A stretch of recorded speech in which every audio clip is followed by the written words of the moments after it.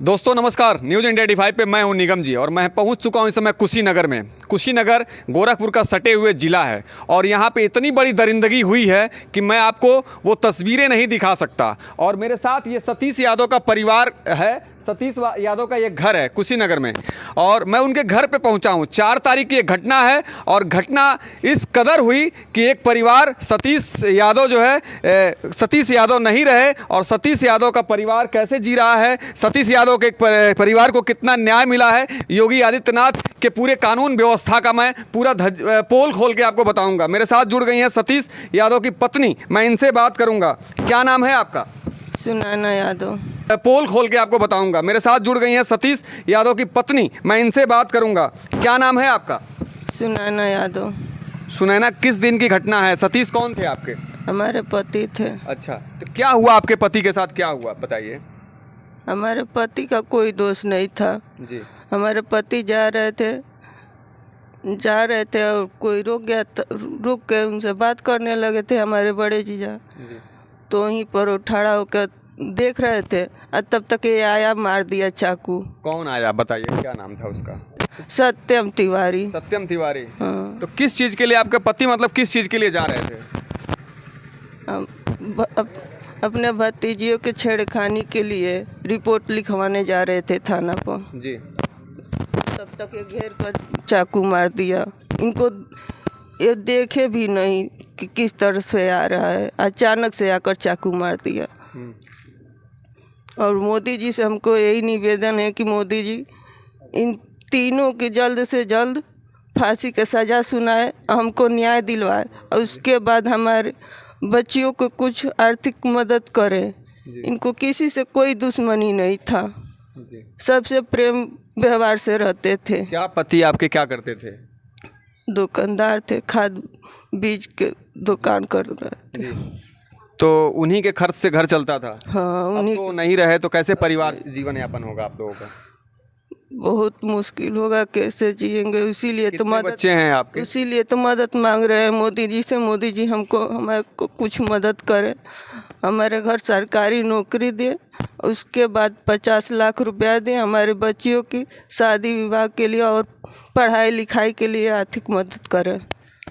दोस्तों मैं आपको बता दूं, ये सतीश यादव की पत्नी हैं और सतीश यादव के घर में बच्चियां होती हैं जो स्कूल जा रही थीं और जब स्कूल जाती हैं तो इसी गांव के कुछ बनचले जो है उनको डेली जो है छीटाकसी करते हैं, छेड़ते हैं और उसी की शिकायत जो है उनके परिवार से करते हैं। और फिर जब वो नहीं मानते हैं तो ये थाने जा रहे थे वो शिकायत करने के लिए और उनको रास्ते में घेर के उनके भाई के सामने उनको चाकू मार दिया जाता है और उनकी मौत हो जाती है। लेकिन बड़ी दुर्भाग्य है इस देश के नेशनल मीडिया का और उत्तर प्रदेश के कुछ मीडिया पत्रकारों का, जिन्होंने इस न्यूज़ को कवरेज नहीं दिया। और न्यूज़ इंडिया 85 इस कवरेज को दिखा रहा है, ज़मीनी ग्राउंड रिपोर्ट आपको दिखा रहा है इस पीड़ित परिवार के दर्द की पूरी कहानी। मैं इनके भाई से भी बात करूंगा कि क्या हुआ उनके साथ। उनके साथ मैं जुड़ गया हूं। क्या नाम है सर? विजय कुमार यादव। विजय जी, आप उस समय थे उस घटना में, क्या मामला था थोड़ा सा मामला ये था सर कि ये मंचले लड़के गांव घर की बेटी बहन बहुत जाती थी पढ़ने के लिए। कौन मंचले, उनका नाम बताइए। सत्यम तिवारी, शुभम तिवारी जी। और जो है कि आए दिन इन सबों का काम था, तो गांव में गरीब तबके के लोगों को डर था इनसे कि ये सब कुछ कर देंगे, इसलिए कुछ बोलते नहीं थे। जब हमको पता चला अपने बारे में तो हमने उनका आवाज़ किया सुबह 4 तारीख को, तो फिर वो मिल गए। 2 बजे विद्यालय किसान इंटरमीडिएट कॉलेज बंद होता है, उस समय वो करीब 2:30 बजे बाड़ी पुल एक चौराहा है, उस चौराहे के पुल के पास मिले। तो मैंने यही कहा, अरे भाई तुम लोग गांव घर की बेटी बहन को, तुम्हारी भी बेटी बहन है, तुम लोग ऐसा क्यों कृत्य करते हो? ऐसा करोगे तो मार खाओगे। इतनी ही कह करके बात हम चले आए अपनी दुकान पर। बाड़ी पुल पर मेरा भाई जो सतीश यादव है दुकान करता था, वहाँ बैठ गए, ये सब घर चले आए। उसके बाद 4 बजे मेरे पिताजी आए कचहरी से, तो उनको लेकर मैं घर आ रहा था तो एक ब्रह्म जी का स्थान है, वहीं पर ये सत्यम तिवारी जो है मुझको गाड़ी को आगे से रोक लिया और पूछने लगा कि तुम हमको क्यों ऐसे कहा। मैं कहा क्यों तुमको मैं गाली दूंगा, मैं भांग थोड़ी खाया हूँ। उसके बाद से वो टाइट हुआ, गाड़ी आगे आ नहीं देता था, तू मैं करने लगा। तब तक जो है कि 2-3 लोग मिलकर बीच बचाव किए, हम लोग घर चले आए।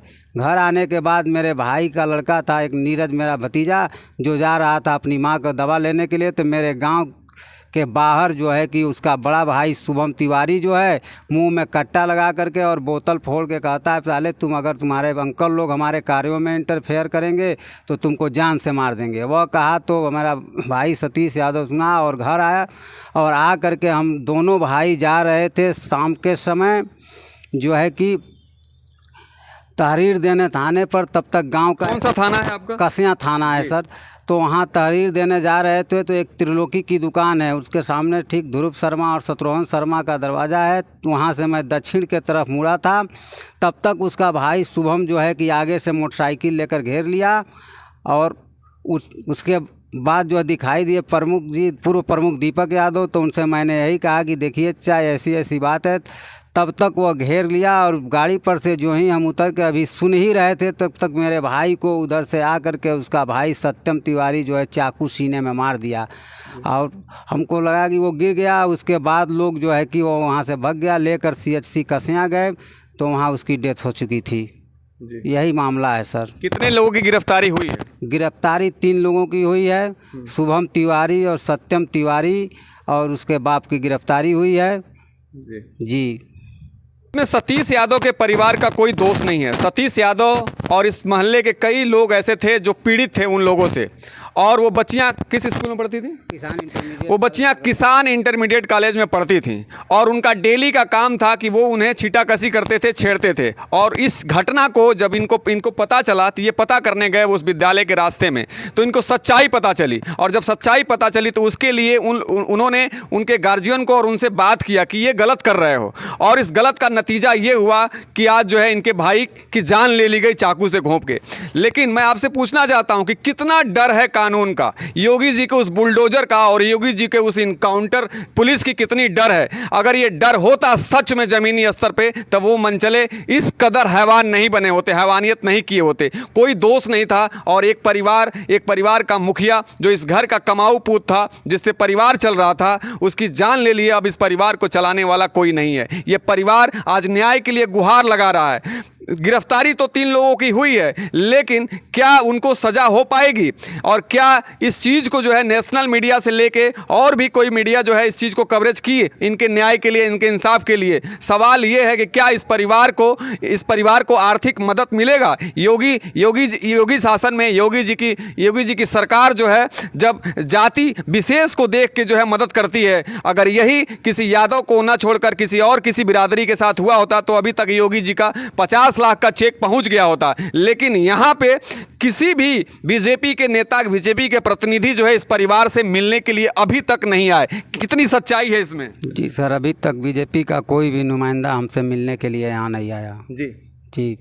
और क्या सच्चाई है? अब योगी जी कहते हैं बेटी बचाओ बेटी पढ़ाओ, कैसे लोग बेटी इन दरिंदों से बचाएंगे और पढ़ाएंगे, और कैसे जो है कि काम चलेगा? क्या सच्चाई है वो तो आप सामने ही देख रहे हैं सर। सतीश यादव बेटियों के लिए खड़ा हुए कि बेटियों के साथ जो गलत हो रहा है उसके लिए इंसाफ मिले। लेकिन अगर यहाँ के पुलिस और यहाँ के स्कूल के प्रिंसिपल और टीचर इस चीज़ के लिए अगर खड़े हुए होते तो शायद उन मंचलों की इतनी हिम्मत नहीं हुई होती।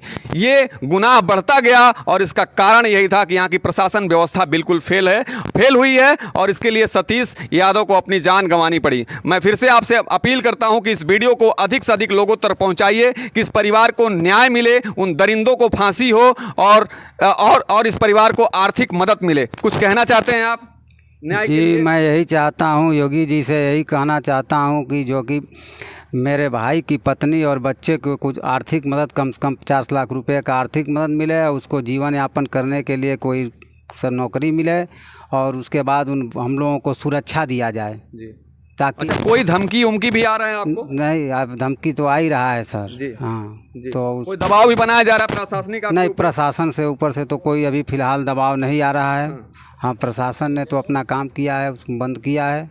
फिलहाल हम न्याय चाहते हैं कि न्याय जैसे भी हो न्याय मिले, और आर्थिक मदद मिले कि हमारे भाई सतीश यादव के परिवार का जीवन यापन चल सके और उनकी बच्चियाँ पढ़ सकें।